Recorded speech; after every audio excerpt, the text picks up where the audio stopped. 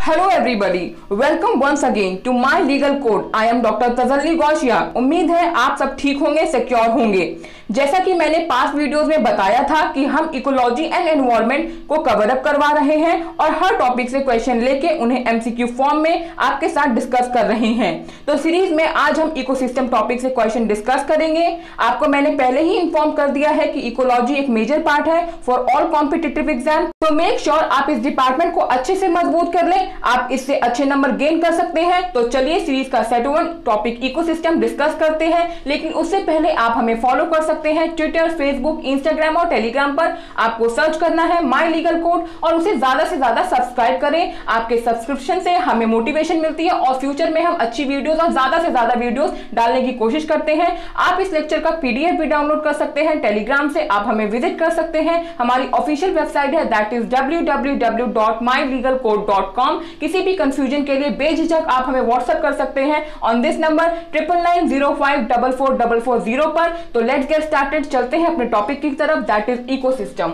So our first question is the net primary productivity of an ecosystem. Net primary productivity किसी भी ecosystem की क्या होती है, इसको जानने के लिए सबसे पहले हमें जानना होगा प्रोडक्टिविटी क्या होती है। तो आपको 12th NCERT biology chapter 14 ecosystem page number 242 पे एक टॉपिक दे रखा है प्रोडक्टिविटी। ये टॉपिक अच्छा टॉपिक है और इंपॉर्टेंट भी टॉपिक है। आप इसको समझेंगे तो आपको पता चलेगा कि हमारे जो प्लांट्स होते हैं, हमारा जो एनवायरमेंट होता है, वो कैसे हमारी प्रोडक्टिविटी प्रोड्यूस करता है, कितनी मात्रा में प्रोड्यूस करता है।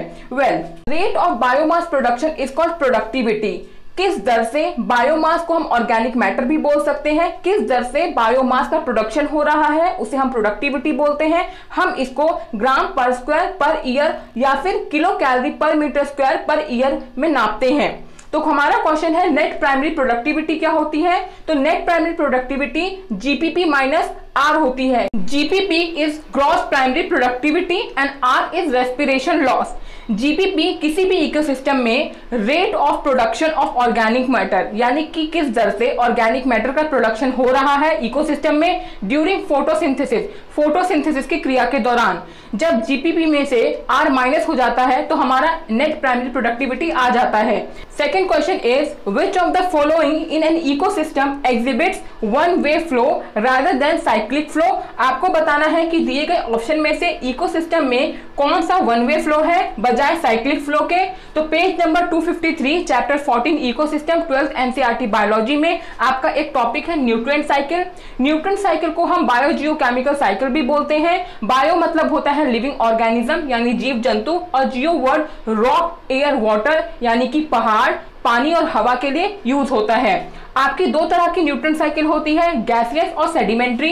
गैसियस के अंदर नाइट्रोजन और कार्बन साइकिल आती है और सेडिमेंट्री के अंदर सल्फर और फास्फोरस साइकिल आती है। ये मैंने आपको इस टॉपिक का एक ओवरव्यू दे दिया है। आपकी बुक में कार्बन और फास्फोरस की साइकिल बनी हुई है, आपको अच्छे से उसे पढ़ना है। खास तौर पर फास्फोरस साइकिल, उसके सीक्वेंस क्वेश्चन में पूछे जाते हैं। तो क्वेश्चन में आपको बताना है कि वन वे फ्लो कौन सा है रादर देन साइक्लिक फ्लो। तो ऑप्शन है पोटेशियम, कार्बन, फ्री एनर्जी और नाइट्रोजन। आपका answer C is the right answer है। फ्री एनर्जी जब एक बार एनवायरनमेंट में लॉस हो जाती है तो वो उसी डायरेक्शन में, सेम डायरेक्शन में नहीं मिलती है। Third question is if plant, यहां पर मैंने प्लांट के लिए प्रोड्यूसर यूज किया है। If plant producers of an ecosystem die then the system is.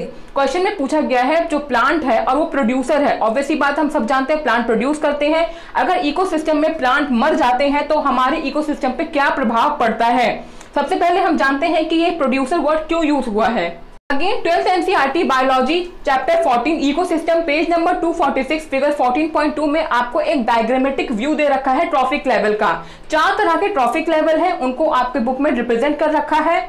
सबसे पहले प्राइमरी प्रोड्यूसर जो फर्स्ट ट्रॉफिक लेवल है, इसके अंदर प्लांट्स आते हैं। सेकेंड है प्राइमरी कंज्यूमर जो सेकेंड ट्रॉफिक लेवल है, इसके अंदर हर्बीवोर आते हैं यानी प्लांट ईटर। थर्ड है सेकेंडरी कंज्यूमर जिसमें थर्ड ट्रॉफिक लेवल है जिसे कार्निवोर कहते हैं यानी कि फ्लैश ईटिंग। एंड लास्ट है टर्शरी कंज्यूमर जो फोर्थ ट्रॉफिक लेवल है, टॉप कार्निवोर। उनके आपके एग्जांपल्स दे रखे हैं। तो क्वेश्चन में पूछा गया है जो आपका प्राइमरी प्रोड्यूसर प्लांट है, अगर इकोसिस्टम से वो हट जाए, वो प्रोड्यूसर है, पैदा करता है वो इकोसिस्टम से हमारा बेस ही हट जाए तो हमारे इकोसिस्टम पे क्या फर्क पड़ेगा। तो ऑप्शंस है, option A can not produce food, option B is seriously affected, option C can have more producer and option D is not much affected. तो जाहिर सी बात है answer B is the right answer. ये seriously affect हो जाएगा, हमारा ecosystem badly affect हो जाएगा। Next question is the order of organism in an aquatic food chain is, आपको बताना है दिए गए ऑप्शन में से एक्वेटिक लाइफ यानी पानी के अंदर चल रही लाइफ का सीक्वेंस क्या है। हमारे इकोसिस्टम में दो तरह की सीरीज चलती है, दैट इज फूड चेन और फूड वेब। ये चेन टेरेस्ट्रियल यानी जमीन में चलती हैं और एक्वेटिक लाइफ यानी पानी के भीतर भी चलती हैं। तो क्वेश्चन में आपको दिए गए ऑप्शन में से एक्वेटिक यानी पानी के अंदर चल रही फूड चेन का सीक्वेंस बताना है। So option D is the right answer. First है diatom, then crustacea, then fish, then seal and then bacteria. ये आपका सीक्वेंस है जो एक्वेटिक फूड चेन है। Fifth question is an ecosystem resist changes because it is in a state of, आपको बताना है ecosystem ऐसी कौन सी अवस्था में रहता है जिसकी वजह से वो बदलाव को रोकता है, रेजिस्ट करता है। Options are homeostasis, B regular illumination, C static imbalance and D food accumulation. So option A is the right answer. Homeostasis वो स्टेट है जिसकी वजह से इकोसिस्टम चेंज को, बदलाव को रेजिस्ट करता है। होम्योस्टैसिस वो स्टेट ऑफ इक्विलिब्रियम होती है इकोसिस्टम में, यानी कि स्टेट ऑफ इक्विलिब्रियम का मतलब होता है कि वो एक ही पोजीशन में हो, चेंज नहीं करते हो, उस कंडीशन को हम होम्योस्टैसिस कहते हैं। Next question is sixth, the pyramid of biomass and the pyramid of number represent. Again आपकी 12th NCERT biology page number 248 chapter 14 ecosystem में एक टॉपिक दे रखा है इकोलॉजिकल पिरामिड। उधर आपको अलग अलग तरह के पिरामिड रिप्रेजेंटेड हैं। ये क्वेश्चन बहुत इंपॉर्टेंट है, जनरली इससे एक क्वेश्चन आ ही जाता है। हर ग्राफ में आपको अलग अलग ट्रॉफिकल लेवल दे रखे हैं और उनकी न्यूमेरिकल वैल्यू दे रखी है। सिक्स क्वेश्चन जैसा कि मैंने आपको दे रखा है इसी फॉर्म में इस टॉपिक से क्वेश्चन आते हैं। सो क्वेश्चन था हमारा pyramid of biomass and pyramid of number क्या रिप्रेजेंट करता है। Option D is the right answer. ये रिलेशनशिप अमंग ऑर्गेनिज्म को रिप्रेजेंट करता है। मैं आपको कुछ और फैक्ट्स बताने जा रही हूँ, आप प्लीज ध्यान से सुनिएगा। किसी भी इकोसिस्टम में अगर प्रे ज्यादा होते हैं प्रीडेटर से, यानी कि शिकार करने वालों से ज्यादा शिकारी होते हैं, तो इस तरह के रिलेशनशिप को हम पिरामिड ऑफ नंबर कहते हैं। अगर आपसे क्वेश्चन में पूछा जाता है कि pyramid of number forest ecosystem में बताना है तो वो हमेशा इरेक्ट या अपराइट होगा क्योंकि प्रोड्यूसर ज्यादा होते हैं। अगर पिरामिड ऑफ नंबर आधा इन्वर्टेड और आधा इरेक्ट हो जाता है तो ये किस तरह का इकोसिस्टम रिप्रेजेंट करते हैं, तो ये ट्री इकोसिस्टम रिप्रेजेंट करते हैं। और किसी भी कंडीशन में पिरामिड ऑफ एनर्जी इन्वर्टेड नहीं होती है, ऐसा क्यों, मैं आगे के क्वेश्चन में आपको इसका रीजन बताऊंगी।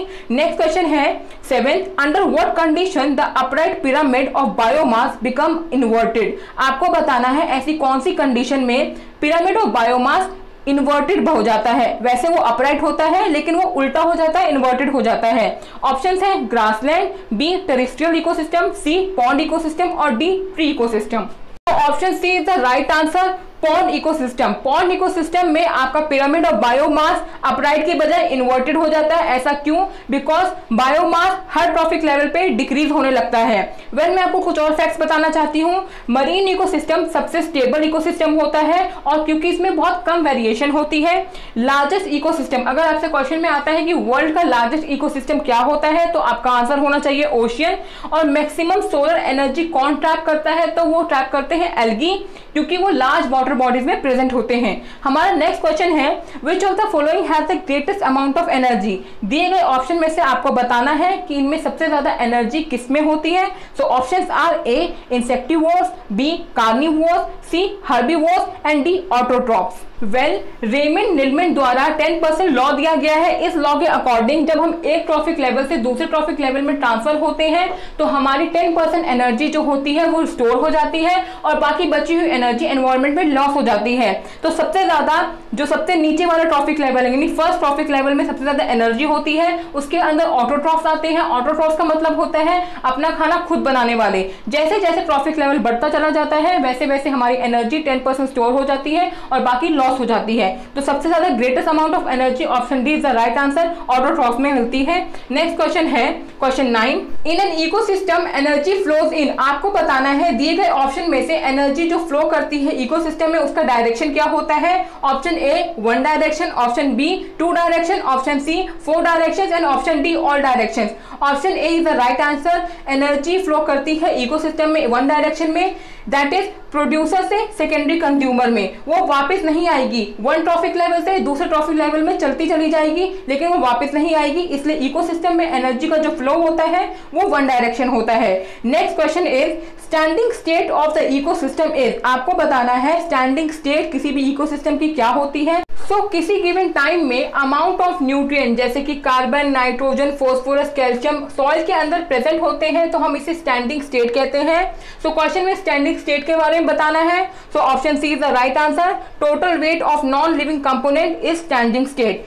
Next question is the maximum biological magnification of DDT through food web is seen. मैंने आपको पहले ही बता दिया है कि हमारी सीरीज में 2 तरह की चेन चलती हैं, फूड वेब और फूड चेन। आपको बताना है कि बायोलॉजिकल मैग्निफिकेशन DDT का फूड वेब के अंदर सबसे ज्यादा किस में देखा जाता है।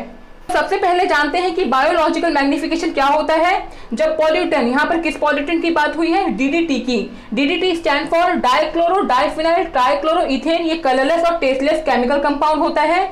या तो ये बहुत धीरे या बिल्कुल भी टूट नहीं सकता है, तो इसे हम कहते हैं नॉन डिग्रेडेबल पॉल्यूटेंट। जब ये हमारी फूड चेन के अंदर एंटर हो जाता है और उसके बाद हमारे ऑर्गेनिज्म में एंटर हो जाता है, इसका कंसंट्रेशन हमेशा ज्यादा होता है, तो इसे हम कहते हैं बायोलॉजिकल मैग्निफिकेशन। सो दिए गए ऑप्शन में से आपका D is the right answer है। मैन में आपका सबसे ज्यादा बायोलॉजिकल मैग्निफिकेशन ऑफ DDT पाया जाता है। Next question is the character of an ecosystem is determined by the environmental factor which is shortest supply। आपको बताना है कि इकोसिस्टम का जो कैरेक्टर है वो डिटरमाइन होता है किसी एक एनवायरमेंटल फैक्टर का।